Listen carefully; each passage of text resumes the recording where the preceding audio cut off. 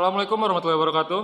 Selamat datang di UKM Pers Sanggan Official. Kembali lagi bersama kami di program eh, podcast Pers, ini perbincangan santai episode 2. Sebelumnya perkenalkan, saya Muhammad Andika, presenter yang akan membawa atau memandu jalannya acara ini.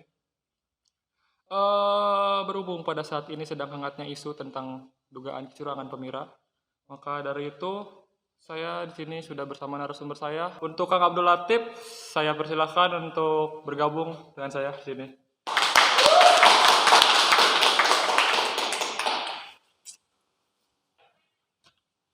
Oke. Sebelumnya mungkin untuk sahabat pena yang belum kenal sama Kang yang ada di sebelah saya, boleh perkenalkan dirinya. Baik, bismillahirrahmanirrahim. Assalamualaikum warahmatullahi wabarakatuh. Waalaikumsalam warahmatullahi wabarakatuh. Sebelumnya saya mengucapkan terima kasih banyak kepada unit kegiatan Pers Mahasiswa STIS Anggana yang telah memberikan fasilitas, memberikan ruang kepada kami sebagai panitia penyelenggara pemilu raya tahun 2024 ini, atau bisa disebut dengan KPU R 2024 ini. Izin memperkenalkan diri, nama saya Abdul Latif, biasa dipanggil dengan panggilan hangat yaitu Dudul. Saya dari semester 6 kelas 6E.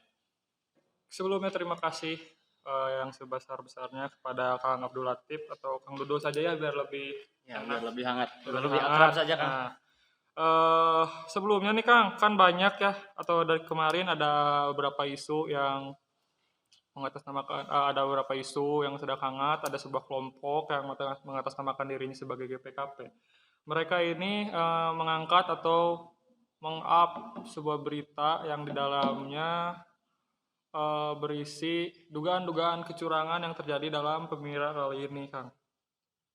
Nah, salah satunya mereka itu mengangkat isu tentang tindakan KPUR dan Bawaslu yang merubah aturan persyaratan yang sebelumnya sudah ditetapkan oleh Kongres nih, Kang. Ya. Jadi di sini saya akan menanyakan keresahan-keresahan tentang mahasiswa Anggana yang terjadi karena adanya isu-isu tersebut nih, Kang ya. Jadi untuk pertanyaan pertama mungkin langsung saja untuk mempersingkat waktu. Jadi sebenarnya untuk soal yang perubahan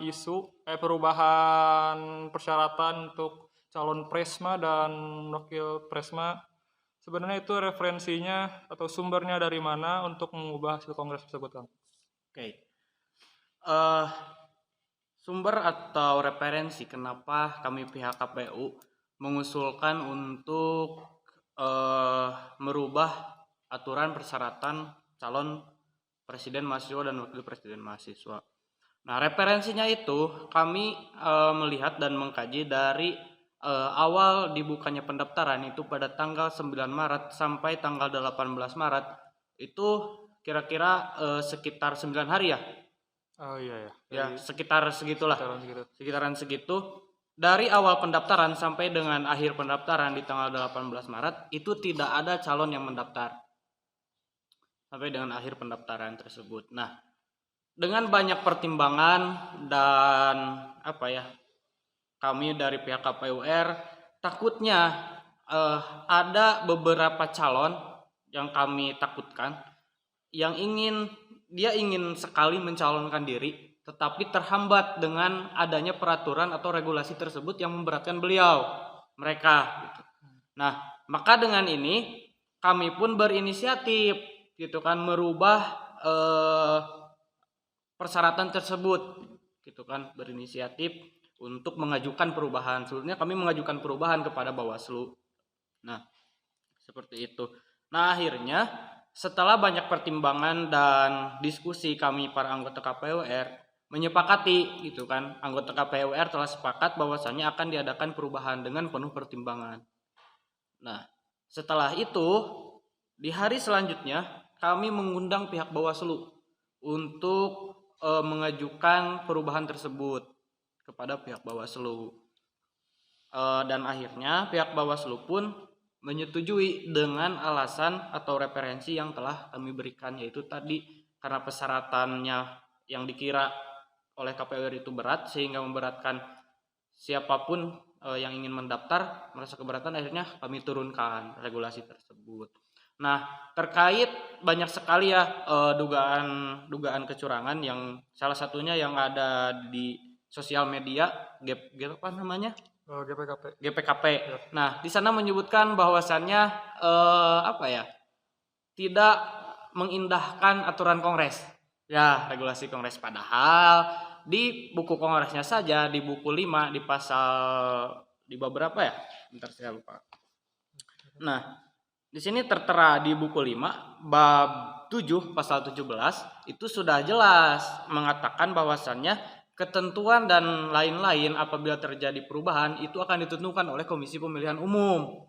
Nah, akhirnya kami dengan mengacu kepada pasal tersebut berinisiasi untuk merubah hal tersebut. Ya, mungkin apa ya? Meskipun pada kenyataannya setelah kami rubah para calon masih tetap melakukan pendaftaran dengan peraturan yang belum dirubah. Kayak kan yang kami rubah itu IPK, kemudian KTM dan surat rekomendasi UKM. IPK yang tadinya 3,0 untuk Pak Prisma. ya, untuk Presma asalnya kan untuk IPK itu 3,0, untuk KTM itu 70 orang pembuktiannya, dari klasifikasinya dari 50 orang reg A dan 20 orang reg B, kemudian surat rekomendasi itu 5 UKM. Nah, kami rubah regulasi tersebut menjadi untuk calon presiden mahasiswa itu IPK-nya 3,0 masih tetap, dan untuk wapresnya itu berubah menjadi 2,80. Dan untuk KTM berubah juga menjadi 50 dengan ketentuan 35 dari reg A dan 15 dari reg B. Kemudian surat rekomendasi UKM pun kami rubah menjadi 4 dengan ketentuan masih tetap bisa double, dalam artian bisa memberikan surat rekomendasi kepada 2 calon. Seperti itu. Nah, alasannya kenapa saya merubah IPK karena ini kan dari sini sudah jelas ya dari buku Kongres bahwa SKS itu minimal 40 bisa mencalonkan. Nah, takutnya dengan SKS yang ada di semester 4 berarti ya, semester 3 atau 4 ya 40 SKS itu. Nah, takutnya IPK-nya masih kurang dari 3,0. Kami inisiatif untuk menurunkan gitu. Jadi untuk berhubung ada beberapa calon yang wakilnya itu berasal dari semester 4 yang takutnya SKS-nya masih kurang dan IPK-nya belum mencapai untuk standar yang ditentukan. Jadi ada inisiatif untuk mengurangkannya dari situ. Jadi saya tidak tahu nih kalau urusan ada calon dari semester 4 saya tidak tahu. Nah, takutnya yang saya takutkan tadi ada calon dari semester 4 bakal calon. Oke. Ya. Bakal calon. Takutnya ada bakal calon yang ingin mendaftarkan tapi IPK-nya rendah. Misalnya ada di 2,80 atau 2,90, akhirnya kami inisiatif untuk menurunkan tersebut. Intinya kami memberikan keringanan yang seluas-luasnya, memberikan fleksibilitas yang seluas-luasnya kepada para pemilih, para calon kandidat, bakal calon yang ingin mendaftarkan di Pemira tahun ini gitu. Nah, alasan yang kedua kenapa kami merubah KTM itu karena menurut pandangan kami pihak KPUR dan Bawaslu itu terlalu memberatkan jika harus 70 gitu kan. Sedangkan dengan jumlah mahasiswa STI yang ada, apalagi dengan minat reg B yang sampai saat ini gitu kan masih kurang ya kalau minat reg B dalam ikut sertaan dalam kegiatan kampus. Ya, minatnya kurang kan kalau reg B. Nah, kami akhirnya berinisiatif untuk menurunkan tersebut. Kemudian dengan regulasi perubahan surat rekomendasi UKM pun kami mempertimbangkan dengan secara rasional. Gini Kang, UKM yang ada di STIE itu sebetulnya ada banyak. Betul kan? Ada banyak. Tetapi UKM yang aktif itu hanya 9 UKM. Sedangkan di aturan Kongres itu harus 5 UKM yang merekomendasikan. Nah, jika 2 paslon yang mencalonkan berarti kurang dong.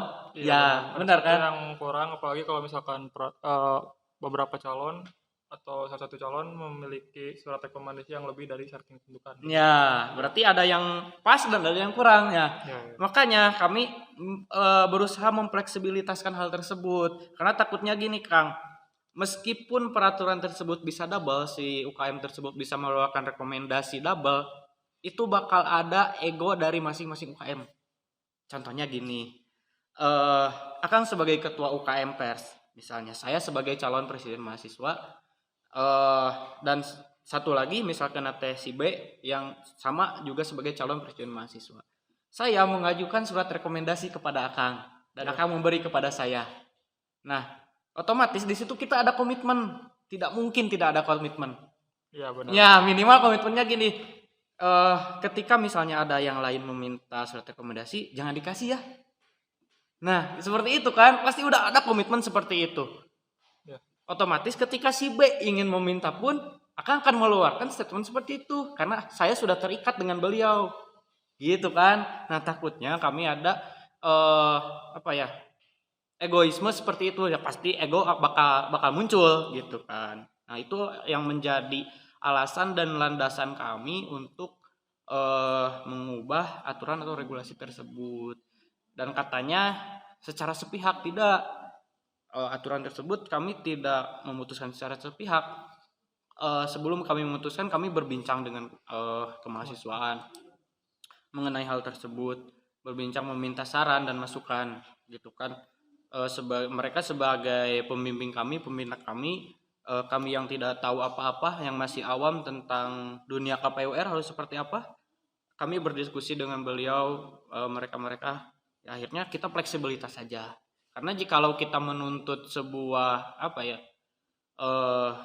ketentuan yang berlaku di Kongres, itu seharusnya tidak ada calon yang lolos seharusnya. Tetapi karena kami memberi ruang fleksibel supaya tidak memakan waktu yang lebih banyak terhadap pemilu raya ini. Karena jikalau pemilu raya ini ditunda, bagaimana dengan nasib para UKM yang sampai saat ini kan kekosongan kepemimpinan ya kan? Ya, jadi untuk saat ini kan para UKM sulit untuk mengajukan dana kemahasiswaan karena untuk presiden mahasiswanya sendiri belum ada ya. Nah, seperti itu. Masa kita harus langsung potong kompas ke lembaga, tidak ada birokrasi yang ditempuh? Kan birokrasinya harus ke BEM dulu baru ke lembaga. Ya. Kalau tidak ada BEM, masa kita harus potong kompas? Jadi mungkin alasan kenapa tambahan waktunya hanya sehari pada saat perubahan agar tidak merusak timeline yang sudah ada. Nah, seperti itu. Nah, sebetulnya bisa saja gitu kan diperpanjang mungkin setelah Ramadan selesai, setelah perkuliahan di bulan Syawal mungkin ya.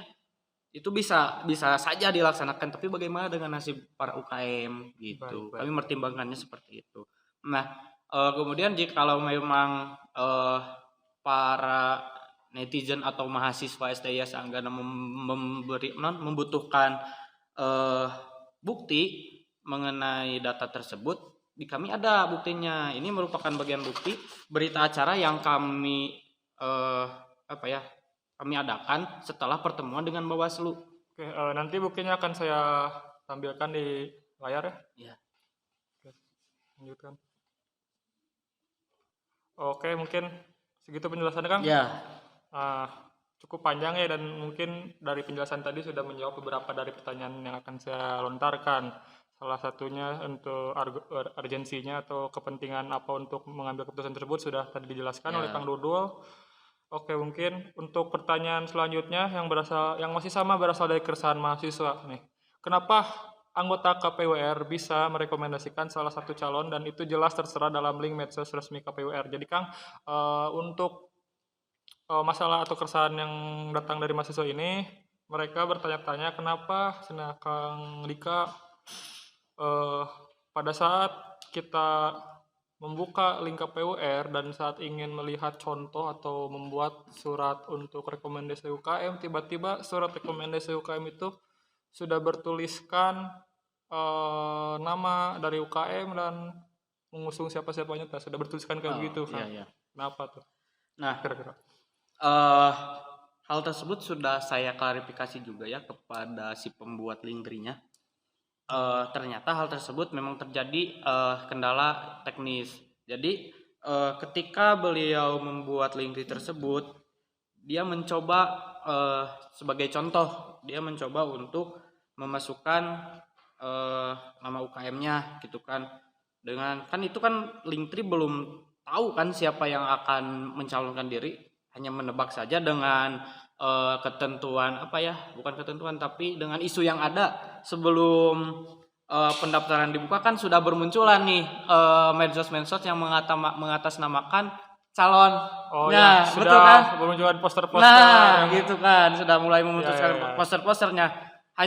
Tadinya hanya sebagai contoh, namun ada kesalahan dalam pengetikan, dia menginput hal tersebut terinput, dan salahnya juga kami sebagai KPUR mungkin minta maaf kepada semuanya, kami atas kekeliruan kami dan kelalaian kami tidak mengcross check ulang hal tersebut gitu, karena apa ya, karena sudah kebanyakan paslon itu daftarnya offline, secara langsung daftar ke KPUR, ke sekretariat KPUR, kami pun langsung memberikan surat rekomendasi tersebut, tidak lewat link tersebut, seperti itu. karena dalam peraturannya juga untuk soal rekomendasi UKM bukan UKM yang membuat ya Kang ya, Iya. tapi dari calon presma tersebut Iya. yang sudah menyediakan suratnya, Iya. ininya terus tinggal minta tanda tangan dari ketua UKM tersebut. Nah, Oke, gitu. baik. Mungkin untuk selanjutnya nih Kang, tanggapan dari Akang soal keresahan-keresahan atau keresahan-keresahan isu yang sedang bermunculan nih dari entah itu dari GPKP atau dari isu-isu yang lainnya. Apa? Silakan Kang. Untuk keresahan saya mungkin tidak dibawa resah juga ya. Iya. Namun mungkin menjawab keresahan-keresahan mereka, sebelumnya saya minta maaf juga kepada kawan-kawan mahasiswa STI Yasa Anggana yang mungkin sudah resah terkait oknum-oknum yang melemparkan isu-isu gitu kan. Apa ya? Saran saya mungkin tetap ikuti perkembangan yang ada di KPUR dan Bawaslu. Jikalau ada pihak KPUR yang melakukan kecurangan, silahkan laporannya ke Bawaslu, bukan ke oknum-oknum. Seperti itu, supaya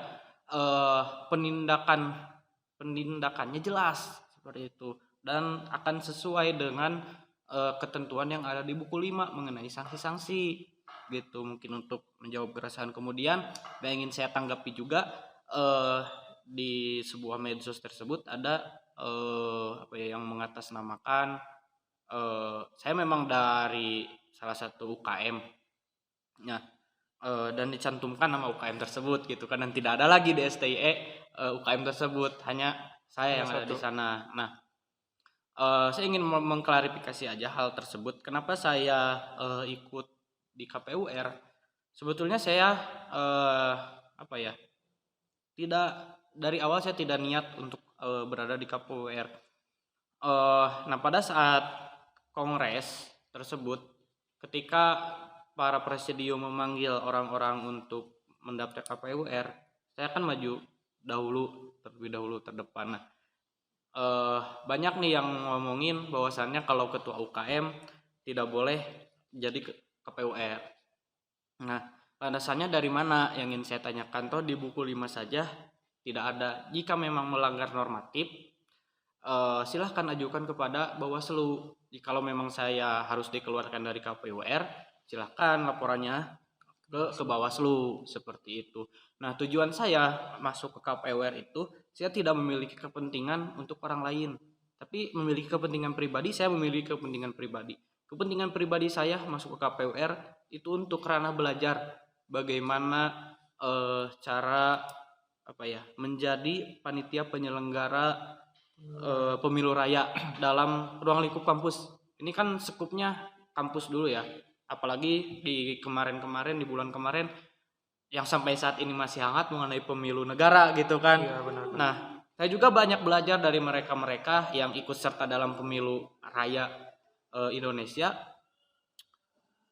Saya banyak belajar dari mereka yang menjadi anggota KPPS dan lain sebagainya. Saya banyak belajar bagaimana cara menjadi KPU gitu kan. Meskipun hanya mereka KPPS, tapi bisalah masuk ke ranah kampus yang skupnya kecil gitu kan, berbeda dengan negara. Itu kepentingan pribadi saya untuk menjadikan media pembelajaran bagi saya pribadi, yang mungkin siapa tahu saja gitu kan, dengan pengalaman ini saya mempunyai pengalaman tersebut, siapa tahu di masa depan saya bisa menjadi ketua KPUR nasional. Nah, Amin seperti ya. itu. Baik, mungkin untuk yang terakhir Kang nih, sebelum kita tutup obrolan kali ini, apa harapan Akang atau ya keinginan Akang untuk apa yang akan dilakukan oleh KPUR untuk kedepannya nih? Nah, untuk harapan kami sebagai KPUR itu sangat simpel ya. Silakan, mungkin karena hari ini juga sudah dibuka masa kampanye untuk para calon presiden mahasiswa dan wakil presiden mahasiswa, itu telah dibuka masa kampanyenya. Silakan para calon untuk melakukan kampanye dengan ketentuan atau tata tertib yang sudah diterbitkan oleh KPU, seperti itu. Nah, kemudian kepada para netizen atau kepada para mahasiswa ITS Anggana, berikan suara kalian, berikan pilihan kalian kepada pasangan calon yang menurut hati nurani kalian dia pantas untuk untuk dipilih gitu kan. Silakan jangan tergiur oleh money politik dan lain sebagainya gitu. Silakan pilih sesuai dengan hati nurani kalian. Golput bukanlah pilihan untuk merubah STIM menjadi yang lebih baik. Seperti Oke, itu. baik Kang, terima kasih ya atas jawaban dan tanggapannya. Mungkin sebelum penutupan, kita biasanya di podcast versi ini setiap narasumber pada di akhir akan mengucapkan jargon pers. Jadi saat saya berbicara unit kegiatan pers mahasiswa, kita semua yang ada di sini menjawab sambil berteriak, berjuang dengan pena, berjuang dengan karya. Oke, baik semuanya, siap? Siap. Baik. Unit kegiatan pers mahasiswa, Berjuang dengan pena, berjuang dengan karya. Baik, terima kasih Kang Dodo atas waktunya ya. Ya, sama-sama. Baik, langsung saja saya akan mengundang narasumber yang pertama, Kang Muhammad Sabda sebagai Ketua Bawaslu untuk bergabung dengan saya di perbincangan kali ini.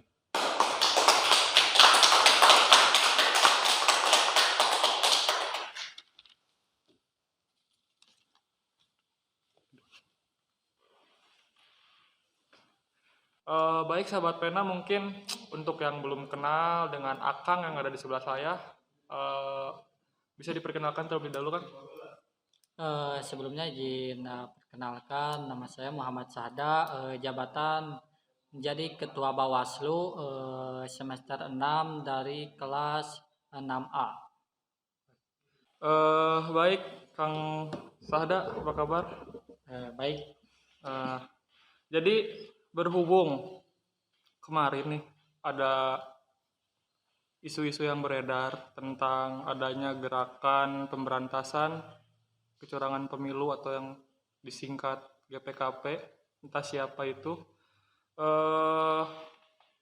mereka mengeluarkan statement-statement yang membuat kalangan-kalangan mahasiswa pada bertanya-tanya ada apa nih dengan pemira kali ini. Pada itu saya hanya akan membantu meluruskan agar tidak terjadi kesalahpahaman antara mereka GPKP dan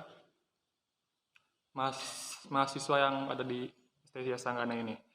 Maka dari itu saya sendiri kan mengundang Kang Sada itu untuk menanyakan beberapa dari keresahan mahasiswa yang ada. Nah, yang pertama, mahasiswa itu bertanya-tanya kenapa pada saat itu terjadi perubahan persyaratan untuk calon presma yang sebelumnya kan sudah ditetapkan pada Kongres Mahasiswa. Jadi sumber referensinya dari mana untuk mengubah hasil kongres tersebut? baik ya. Terkait perubahan persyaratan dari paslon Presma, mengapa ada perubahan? Mungkin yang pertama, mengapa adanya perubahan dari Kongres? Mungkin yang pertama ini sudah ada ketentuan ya dari atau masukan dari kemahasiswaan. Nah, terus mungkin yang pertama dilihat dari jumlah paslon yang mau mendaftarkan dirinya. Nah, di hari yang terakhir itu paslon itu belum ada yang mencalonkan dirinya gitu ya menjadi presma. Nah, maka dari itu kita diubah persyaratannya dari yang pertama sampai yang terakhir itu ada perubahan supaya tidak membebankan persyaratan paslon tersebut. Oke, berarti dari ke waktu pas perubahan teh belum ada salah satu pun paslon yang mendaftar ya. Belum. Makanya dari pihak KPU dan Bawaslu merubah aturan tersebut atas saran dari lembaga Ya, atau dari kemahasiswaan agar supaya mempermudah para calon-calon tersebut untuk mendaftar. Jadi pada saat kan itu teh hari terakhir ya kalau saya nggak salah. ya. Pas diubah teh berarti karena belum ada yang mendaftar, apakah tenggat waktunya diperpanjang? Ya, justru itu.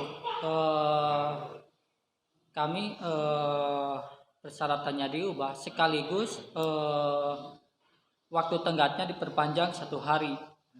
Dikarenakan kalau hanya merubah persyaratan tapi waktunya habis sama aja gitu. Baik, Kang Sahada. Untuk pertanyaan selanjutnya nih, sebenarnya ada urgensi apa sih yang membuat Bawaslu mengambil keputusan untuk merubah hasil kongres tersebut?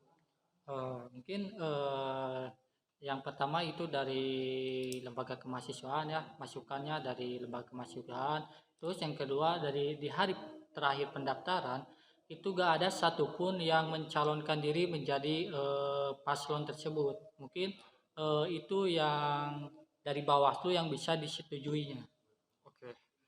Jadi dikarenakan mungkin dari hari terakhir karena belum adanya paslon yang mendaftar, jadi dari pihak kemahasiswaan tersendiri mungkin mengetahuinya, jadi memberi saran untuk mempermudah dengan harapan meringankan ya, meringankan persyaratan untuk para calon-calon presma. Jadi KPU dan Bawaslu sendiri menyetujui saran tersebut agar kedepannya atau agar memudahkan calon-calon presma. Jadi begitu tanggapannya guys. Baik, untuk pertanyaan ketiga nih, Bawaslu itu kan punya tagline "Mari awasi dan tegakkan keadilan" dalam pemira kali ini. Nah, tapi link dari pengadaan atau platform untuk pengaduan tersebut tidak ada. Bagaimana tanggapannya Kang Sada? Nah, untuk link pengaduan emang dari Bawaslu itu tidak menyediakan atau tidak membuat. Akan tetapi di bawah teman itu ada nama WA sekretaris. Di sana bisa menghubungi segala pelanggaran yang terlibat pada paslon. Mungkin bisa langsung menghubungi. Untuk pengisian link itu belum tentu kita bisa mengecek link di form tersebut. Maka untuk sesuatu pengajuan kita langsung lewat WA. Biar langsung tercek dan terlihat. Oke, berarti mungkin ya karena mungkin benar link G-formnya tidak ada, karena saya sendiri pun juga mengalami ya kalau misalkan membuat link pendaftaran Kang. Jadi kalau misalkan pakai G-forma, kita teh belum tentu bisa mengawasi atau mengetahui jika ada yang mendaftar. Iya. Jadi beda kalau dengan WhatsApp mungkin langsung langsung bisa ditanggapi lah karena langsung ini ada yang mengadu nih. Jadi Bawaslu sendiri sebenarnya menyediakan, cuman bukan melewati link G-form tapi ada nomor WhatsApp yang tertera. Baik. Untuk yang terakhir nih, apa sih tanggapan Kang Sahada tersendiri sebagai Ketua Bawaslu terhadap isu-isu kemarin? Terhadap isu-isu kemarin atau kelompok yang menamainya GPKP tersebut? Tanggapan saya ya gini ya, saya sedikit pun tidak menanggapi karena ini sudah menjadi hal dan ketentuan yang sudah ditetapkan.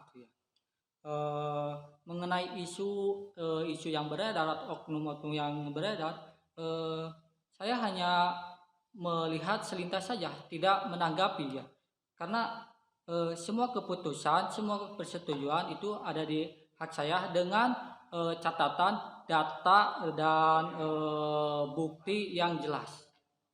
Baik, mungkin segitu saja ya statement atau obrolan kita hari ini bersama Kang Sahda.